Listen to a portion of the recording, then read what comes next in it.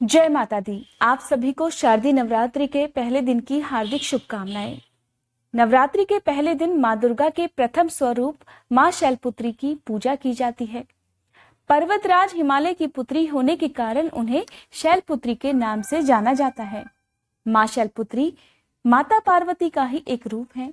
मां शैलपुत्री श्वेत वस्त्र धारण कर नंदी को अपनी सवारी बनाती हैं। उनके एक हाथ में त्रिशूल और एक हाथ में कमल का फूल है। मां शैलपुत्री को स्नेह, करुणा, धैर्य और इच्छा शक्ति की देवी माना जाता है। आइए सुनते हैं मां शैलपुत्री की व्रत कथा। देवी भागवत पुराण में वर्णित मां शैलपुत्री की कथा के अनुसार एक बार प्रजापति दक्ष के यहाँ सभी देवी देवतागण बैठे हुए थे। जब प्रजापति दक्ष महल में आए तब सभी उनके सम्मान में खड़े हुए, लेकिन भगवान शिव उनके सम्मान में खड़े नहीं हुए। इस प्रकार प्रजापति दक्ष ने इस बात को अपना अपमान समझा। उन्हें इस व्यवहार का बहुत दुख हुआ।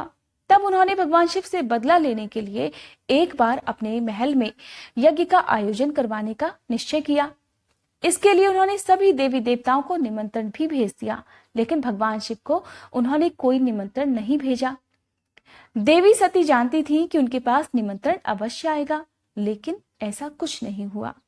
वे अपने पिता के यहाँ होने वाले यज्ञ में जाने के लिए बेचैन थी, लेकिन भगवान शिव ने उन्हें ये कहकर मना कर दिया कि वे बिना बुलाए किसी के भी यहाँ नहीं जाएंगे।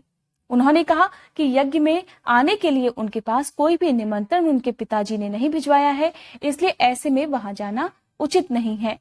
देवी सती नहीं मानी और बार बार भगवान शिव से यज्ञ में चलने का आग्रह करती रही। जब भगवान शिव को लगा कि अब वे देवी सती को बार बार समझा नहीं सकते, वे उन्हें वहां जाने से रोक नहीं सकते, तब उन्होंने देवी सती को उनके पिता के यहाँ जाने की अनुमति दे दी। इस प्रकार जब देवी सती अपने पिता प्रजापति दक्ष के यहाँ पहुंची तो उन्होंने देखा कि कोई भी उनसे आदर और प्रेम के साथ बातचीत नहीं कर रहा है।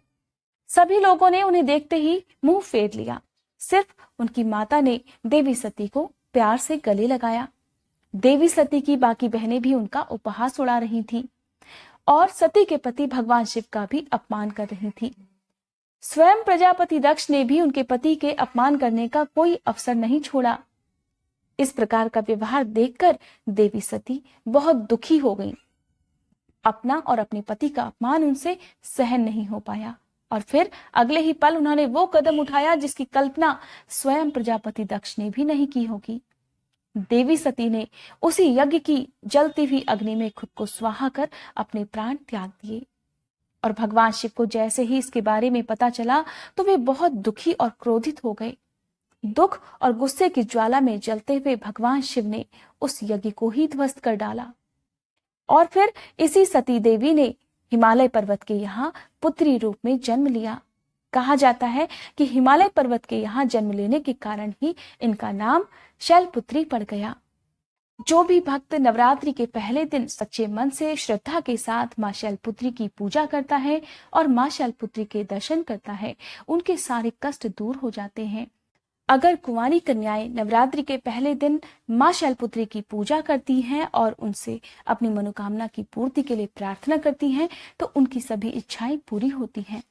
जिन कुमारी कन्याओं का विवाह होने में विलंब हो रहा हो या किसी भी प्रकार की कोई बाधा आ रही हो, तब ऐसे में मां शैलपुत्री के आशीर्वाद से उन्हें मनोवांछित जीवन साथी की भी प्राप्ति होती है। साथ ही मां शैलपुत्री की पूजा करने से वैवाहिक जीवन के सभी कष्ट भी दूर हो जाते हैं। क्योंकि मां शैलपुत्री का वाहन वृषभ यानी कि बैल है, इसलिए इन्हें वृषारूढ़ा भी कहा जाता है। इस प्रकार पहले दिन मां शैलपुत्री की कथा जो भी भक्त बड़े प्रेम से पढ़ता है या दूसरों को सुनाता है, मां शैलपुत्री की कृपा उनके जीवन में सदा बनी रहती है। ये थी आज की वीडियो। अगर आज की ये वीडियो आपको पसंद आई हो तो वीडियो को लाइक करके कमेंट बॉक्स में जय माता दी लिखना मत भूलिएगा।